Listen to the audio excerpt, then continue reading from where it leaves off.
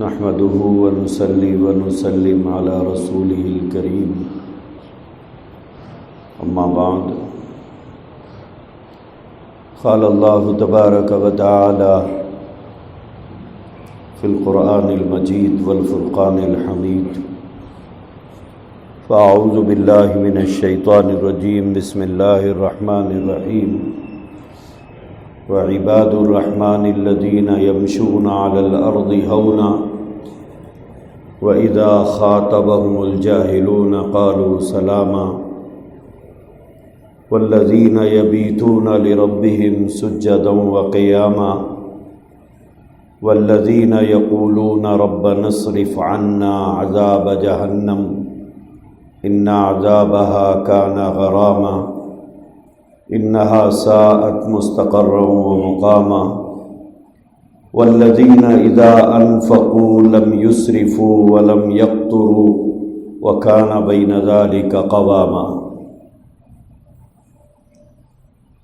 بزرگان محترم، گزشتہ 2-4 جمعہ سے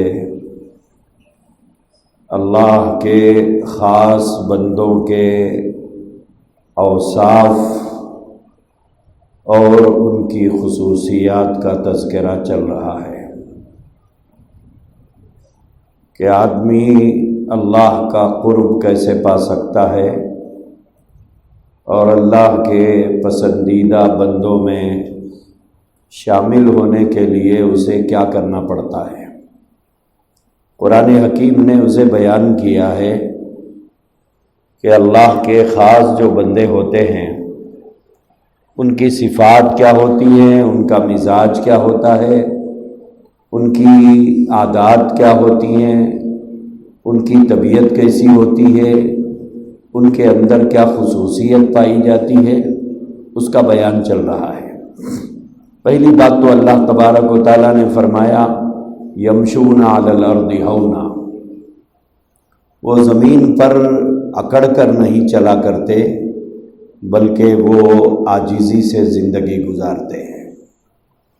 کسی بھی چیز کو لے کر ان کے اندر غرور اور تکبر نہیں ہوتا، نہ مال کو، نہ حسن و جمال کو، نہ زر اور زمین کو، نہ جائیداد کو، نہ تعلیم کو، نہ عہدے کو، کسی بھی چیز کو لے کر وہ مغرور نہیں ہوتے، غرور نہیں کرتے، بلکہ جو کچھ اللہ کی جانب سے عطا ہوا ہے اس کو اللہ کی رحمت اور اس کی عطا سمجھ کر زندگی گزارتے ہیں، اس پر غرور نہیں کرتے، یہ نہیں سوچتے کہ یہ سب کچھ میں نے اپنے کمالات سے حاصل کیا ہے بلکہ میرے رب نے مجھے عطا کیا ہے۔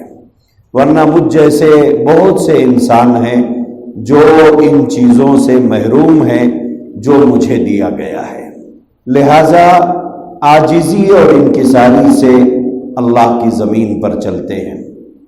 دوسری بات اللہ نے فرمائی وَإِذَا خَاطَبَهُمُ الْجَاهِلُونَ قَالُوا سَلَامًا، کہ وہ جاہلوں سے الجھا نہیں کرتے، جاہلوں سے بحث و مباحثہ نہیں کرتے، برائی کا جواب برائی سے نہیں دیا کرتے بلکہ جہالت کا جواب سلامتی سے دیا کرتے ہیں۔ تیسری بات اللہ تبارک و تعالیٰ نے فرمایا وَالَّذِينَ يَبِيتُونَ لِرَبِّهِمْ سُجَّدًا وَقِيَامًا، تیسری صفت اور خصوصیت ان کی یہ ہے کہ رات کے کسی حصے میں اٹھ کر وہ اللہ کے سامنے کھڑے ہوتے ہیں۔ یہاں پر اللہ نے جو فرمایا وہ تہجد کی نماز کا تذکرہ ہے اور رات کی عبادت کا ذکر ہے۔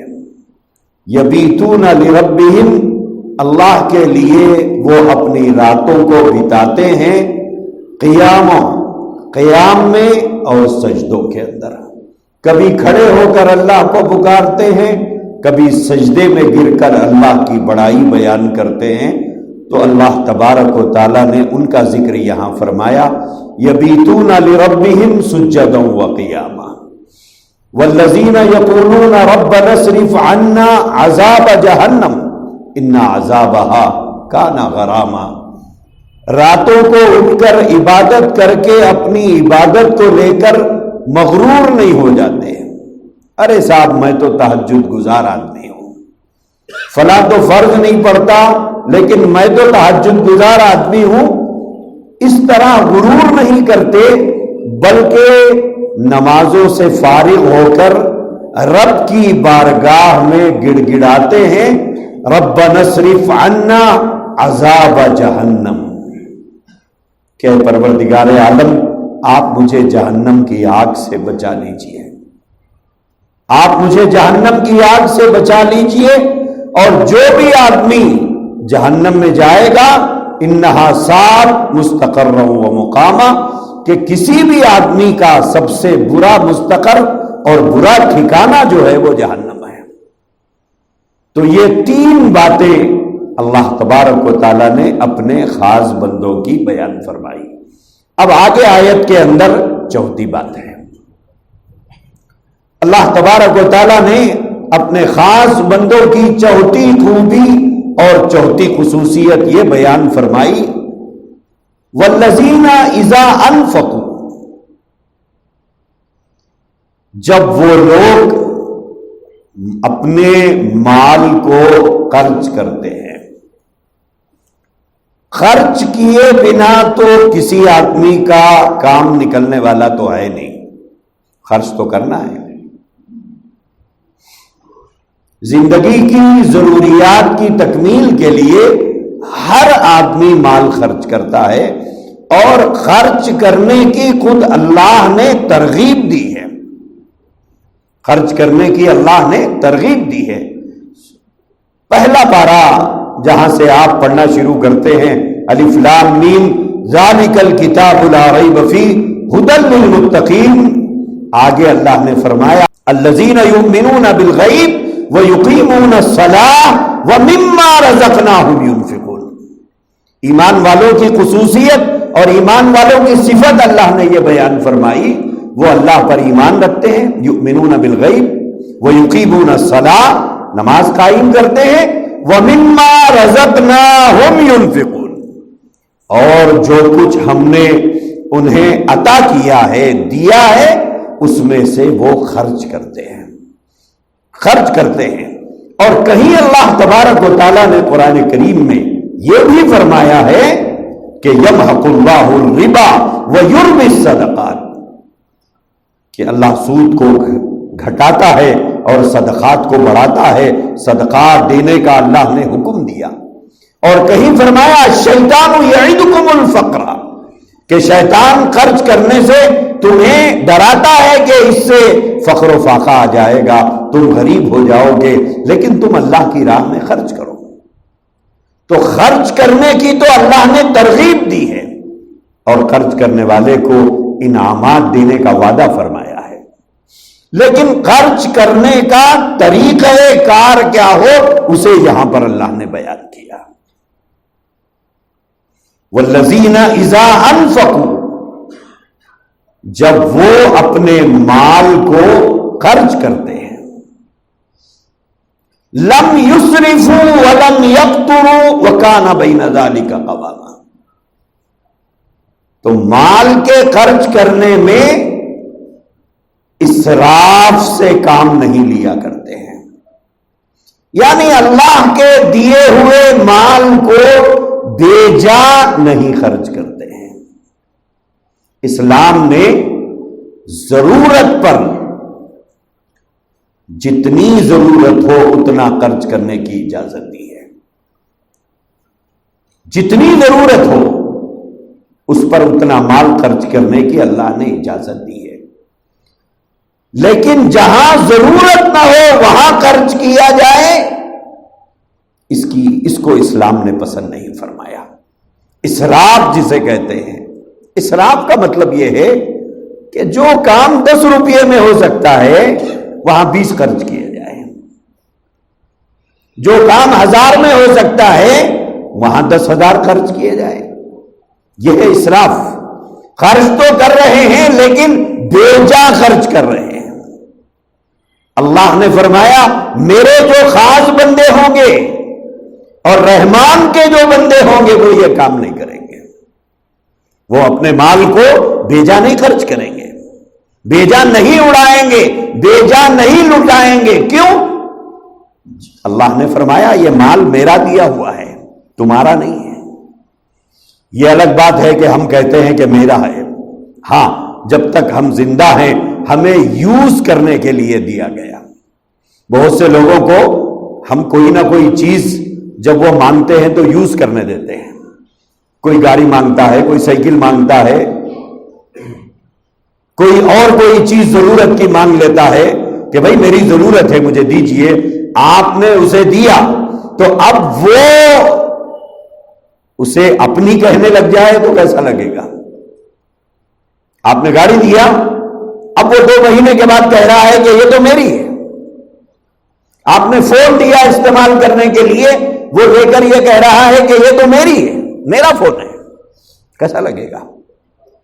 اللہ نے فرمایا مال میرا ہے اور مال کا مالک میں ہوں، اور جو تمہارے پاس ہے وہ میرا دیا ہوا ہے اور صرف یوز کرنے کے لیے میں نے تمہیں دیا ہے۔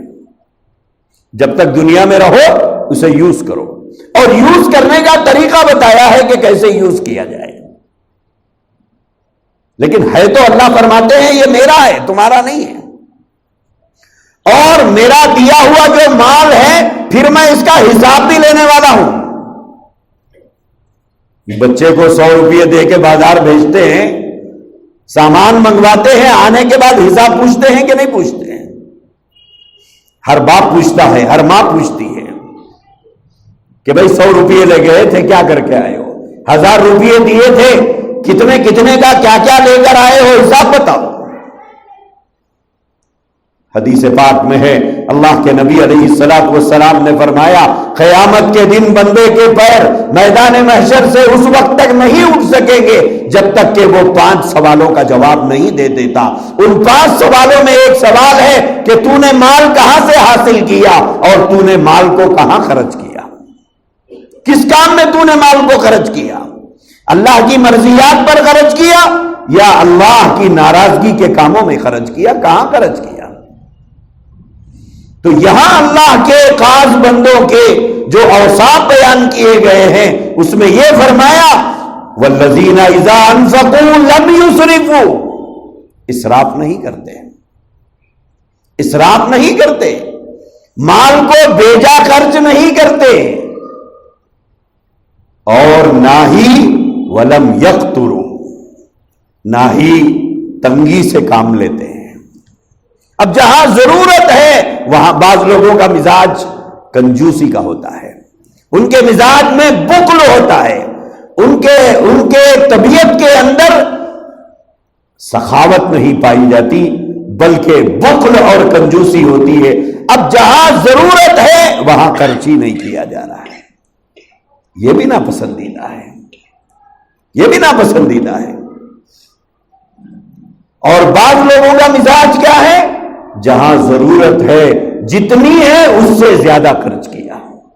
دونوں چیزیں ناپسندیدہ ہے، اسراف بھی ناپسندیدہ ہے، بخل بھی ناپسندیدہ ہے، کنجوسی ناپسندیدہ ہے، کہ جہاں پر جتنے مال کی ضرورت ہے اتنا مال خرچ کرنے کی اسلام ہمیں ترغیب دیتا ہے۔ ضرورت ہے 100 روپئے خرچ کرو، 1000 خرچ کرو، 10,000 خرچ کرو، 1,00,000 خرچ کرو، اسلام منع نہیں کرتا ہے۔ کیوں؟ ضرورت پہ خرچ کر رہا ہے۔ اب ایک آدمی وہ ہے جہاں ضرورت ہے 100 روپئے کی اور وہاں خرچ ہو رہے ہیں 20 روپئے یا 50 روپئے، یہ اس کو بھی اسلام نہیں پسند کرتا ہے۔ اسلام کہتا ہے میانہ روی اختیار کرو، میانہ روی، نہ افراط نہ تفریط، یہ دونوں چیزیں بھی اسلام میں ناپسندیدہ ہے۔ اسراف بھی ناپسندیدہ ہے، بخل بھی ناپسندیدہ ہے۔ میانہ روی اختیار کرو، اعتدال اختیار کرو، درمیانی راستہ اختیار کرو کہ نہ اسراف ہو نہ بخل ہو۔ اللہ تبارک و تعالیٰ نے اس آیت کریمہ میں چوتھی صفت جو بیان فرمائی اپنے خاص بندوں کی، وہ یہ بیان فرمائی کہ وہ مال میں اسراف نہیں کرتے۔ اسراف اسلام میں ناپسندیدہ ہے،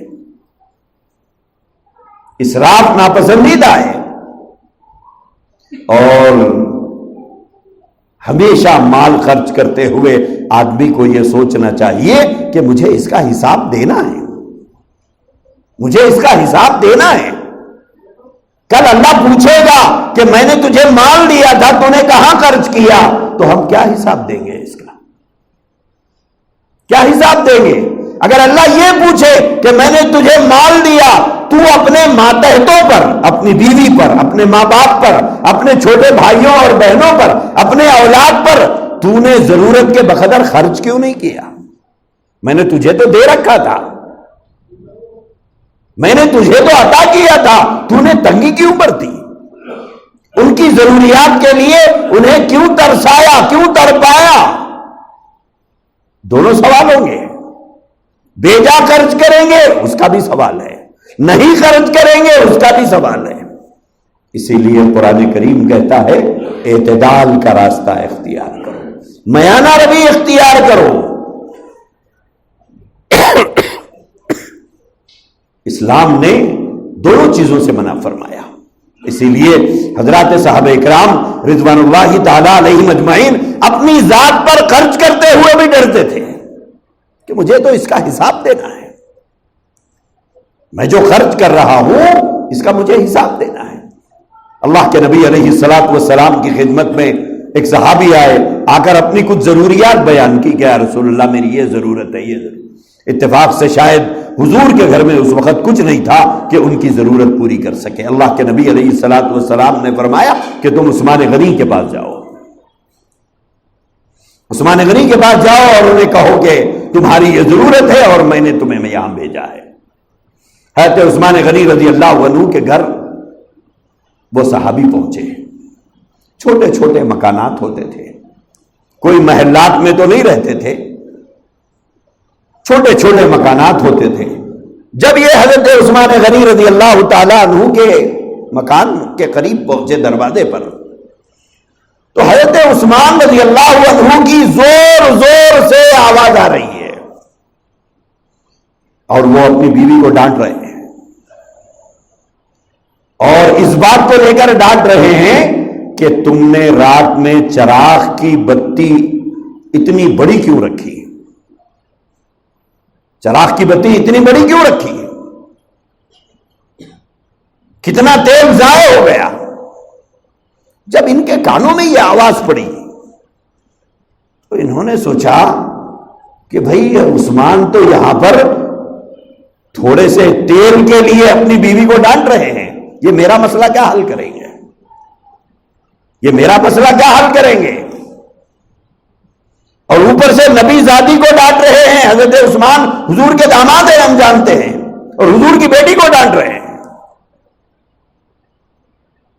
تو انہوں نے نہ دستک دی نہ آواز لگائی، سیدھے واپس آ گئے اور آ کر مسجد نبوی میں بیٹھ گئے۔ کچھ دیر کے بعد حضور کی نظر پڑی تو پوچھا بھائی کام ہو گیا؟ انہوں نے کہا کہ یا رسول اللہ صلی اللہ علیہ وسلم آپ نے مجھے کہاں بھیج دیا؟ پوچھا کیوں، کیا بات ہے؟ انہوں نے وہ ماجرا بیان کیا کہ عثمان تو تھوڑے سے تیل کے لیے اپنی بیوی کو ڈانٹ رہے ہیں۔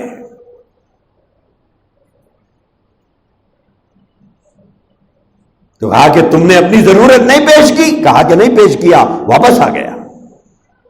حضور علیہ الصلوۃ والسلام نے ان سے فرمایا کہ میاں تم کو اس سے کیا لینا دینا ہے، وہ ان کا اپنا معاملہ ہے، تم دستک دیتے اور اپنی ضرورت ان سے بیان کرتے، جاؤ تم جا کر اپنی ضرورت بیان کرو۔ یہ تو یہ پھر گئے اور جا کر دستک دی، حضرت عثمان غنی رضی اللہ عنہ باہر آئے، پوچھا بھائی کیا بات ہے؟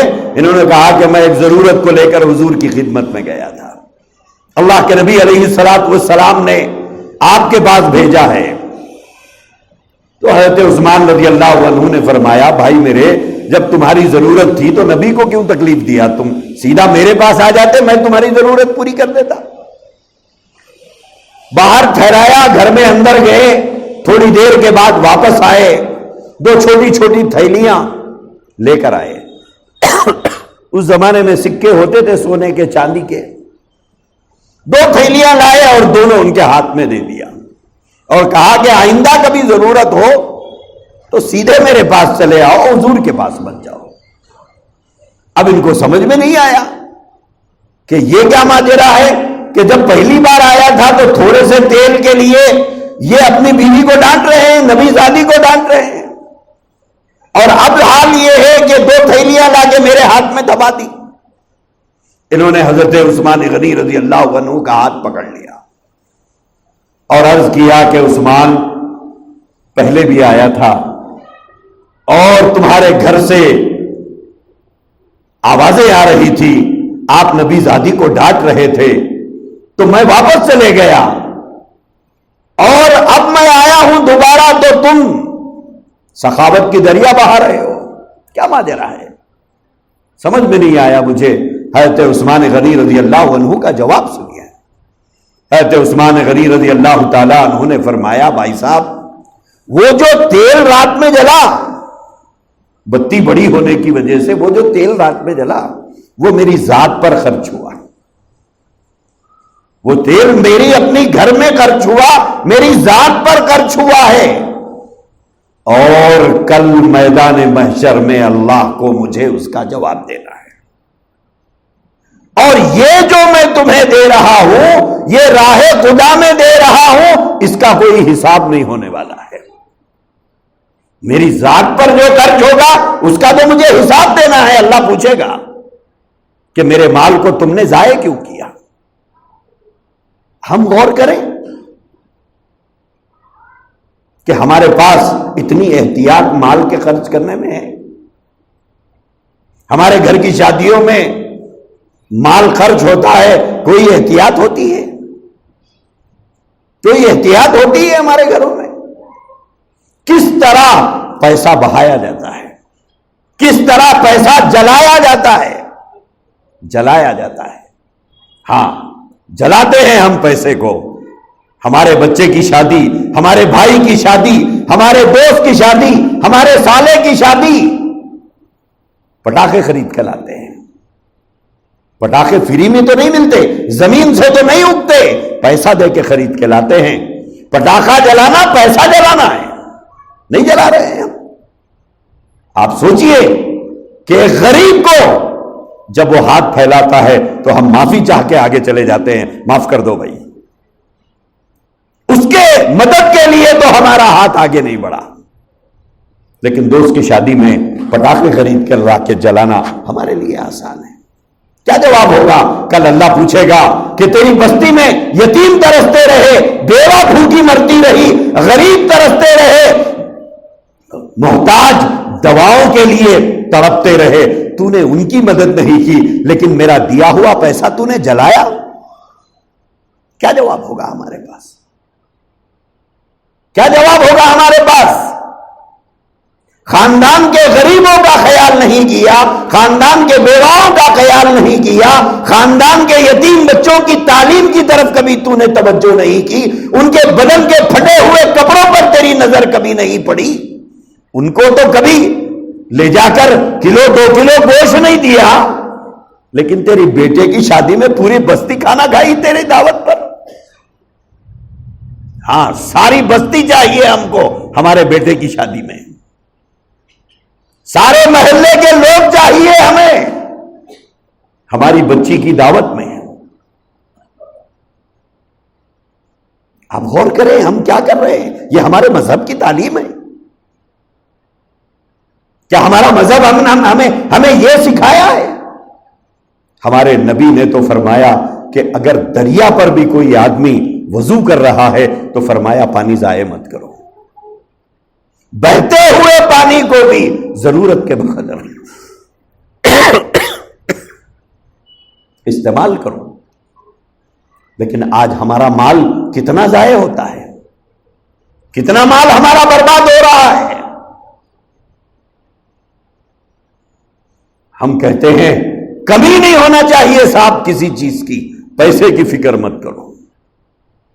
باورچی کو کہا جاتا ہے کم نہیں پڑنا، فکر مت کرو، اللہ کا دیا بہت ہے۔ جب فقیر نظر آتا ہے تو تب یہ بات نہیں کہتے اللہ کا دیا بہت ہے، لے۔ خاندان کے بیوہ، یتیم، غریب، محتاج کو جب گھر آئیں تو جب ہاتھ جیب میں نہیں جاتا اللہ کا دیا بہت ہے لیجئے، لیکن شادی میں یہ جملے نکلتے ہیں اللہ کا دیا بہت ہے، کمی نہیں پڑنا چاہیے۔ اللہ کے نبی نے ہم کو کن بنیادوں پر اٹھایا تھا، حضور علیہ الصلوۃ والسلام نے کن باتوں کی ترغیب ہمیں دی تھی، کیا تعلیم اللہ کے نبی نے ہمیں دی تھی، اور کہاں ہم کھڑے ہوئے ہیں آج۔ اللہ تبارک و تعالیٰ نے اس آیت کریمہ میں یہ فرمایا والذین اذا انفقوا لم یسرفوا ولم یقتروا وکان بین ذلک قواما۔ اسراف میرے خاص بندے، میرے نیک بندے، میرے پسندیدہ بندے وہ ہوتے ہیں جو مال کو ضائع نہیں کرتے، اسراف نہیں کرتے، اور جہاں ضرورت ہوتی ہے وہاں خرچ کرنے سے فرار بھی نہیں اختیار کرتے، بلکہ اعتدال سے چلتے ہیں۔ اعتدال، اسلام میں اعتدال پسند ہے، اسلام میں میانہ روی پسند ہے، نہ افراط پسند ہے نہ تفریط پسند ہے۔ اس لیے مال کو خرچ کرتے ہوئے سوچو کہ مجھے اس کا جواب اللہ کو دینا ہے کہ میں کس کام میں اپنے پیسے کو خرچ کر رہا ہوں، کس کام میں خرچ ہو رہا ہے، باجا بجانے میں، پٹاخے جلانے میں۔ پوری گلی کو لائٹ چاہیے ہم کو یہاں سے وہاں تک، کاہے کے لیے چاہیے صاحب؟ بیٹے کی شادی میں گلی روشن کرنے کی تو فکر رہی، اپنے خبر کو روشنی سے منور کرنے کی کبھی فکر ہوئی کہ میرا خبر کا اندھیرا کیسے جائے گا؟ خبر کے اندھیرے کو روشنی میں بدلنے کے لیے ہمارے نبی نے کیا پڑھنے کا حکم دیا ہم کو پتا ہے؟ ہم لوگوں کو پتا ہے ہم کو کہ قبر کے اندھیرے کو ختم کر کے اپنے قبر میں روشنی جلانے کے لیے قرآن کی کون سی آیتیں پڑھنے کا اللہ کے نبی نے ہمیں حکم دیا؟ ایک دن گلی سجنے سے آپ کے بیٹے کی زندگی نہیں سجے گی، ایک دن گلی روشن ہونے سے آپ کے بہو اور بیٹے کی زندگی میں یا بیٹی اور داماد کی زندگی میں روشنی نہیں آئے گی، لیکن اللہ کی نافرمان بندوں کی فہرست میں نام ضرور جائے گا۔ کہاں کہاں ہمارا مال خرچ ہو رہا ہے، کیسے کیسے جگہوں پر ہمارا مال خرچ ہو رہا ہے۔ اللہ تبارک و تعالیٰ نے یہاں پر اپنے خاص بندوں کی صفات یہ بیان فرمائی کہ نہ وہ افراط سے کام لیتے ہیں نہ تفریط سے کام لیتے ہیں، وہ اسراف نہیں کرتے، وہ مال کو بیجا خرچ نہیں کرتے، مال کو بیجا خرچ نہیں کرتے، بلکہ جہاں جتنی ضرورت ہے اتنا خرچ کرتے ہیں۔ میانہ روی اختیار کیجئے، ہمیشہ یاد رکھیے، ہمیشہ یاد رکھیے، آمدنی ہمارے ہاتھ میں نہیں ہے، خرچ ہمارے ہاتھ میں ہے، آمدنی ہمارے ہاتھ میں نہیں ہے۔ اچھے اچھے کاروبار دیوالا ہو گئے، اچھی اچھی کمپنیاں برباد ہو گئی، اچھے اچھے سیٹ دیوالیے کے شکار ہو گئے۔ مال کو لے کر غرور مت کرو، مال کو لے کر غرور مت کرو، اللہ کا نظام ہے، حالات بدلتے رہتے ہیں، حالات بدلتے رہتے ہیں۔ مالدار ہمیشہ مالدار نہیں رہتا، غریب ہمیشہ غریب نہیں رہتا۔